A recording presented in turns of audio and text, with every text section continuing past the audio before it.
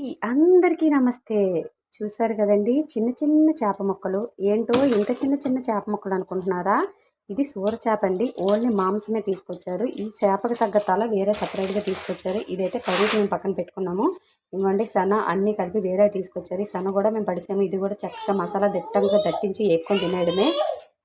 ఇప్పుడు ఈ చేప అయితే ఎందుకు ఇంత చిన్న ముక్కలుగా కట్ చేసామంటే పచ్చడికండి. ఇది పచ్చడికని తీసుకొచ్చారు. ఈ పచ్చడి అయితే రెసిపీ అయితే మేడం ఇంకా నాకు చెప్పలేదు కాబట్టి ఇదైతే మాత్రం క్లీన్ చేయమన్నారు. క్లీన్ చేసుకున్నప్పుడు కూడా మనం ఇక్కడ చేప అయినా మాంసమైనా పిత్తపిత్తలాడుతూ ఉంటుంది కాబట్టి మనం తిని కొంచెం గట్టిపడాలంటే సాల్ట్, పసుపు, వినీగర్ వేసి ఒక 10 నిమిషాలు బాగా మిక్స్ చేసుకొని పక్కన పెట్టేసామనుకోండి. ఒక 5, 6 నీళ్ళ కడిగేసి ఇందులో ఉప్పు, కారము, పసుపు వేసి బాగా దిట్టంగా దట్టించి ఫ్రిడ్జ్లో పెట్టామన్నారు. దీని రెసిపీ అయితే మాకు మేడమ్మ చేస్తారు, నాకు చెప్తారు అనేది ఇంకా నాకైతే తెలియదు. ఇక్కడైతే మాత్రం ఈరోజు మార్కెట్ మాకు ఈ రకంగా ఉందండి.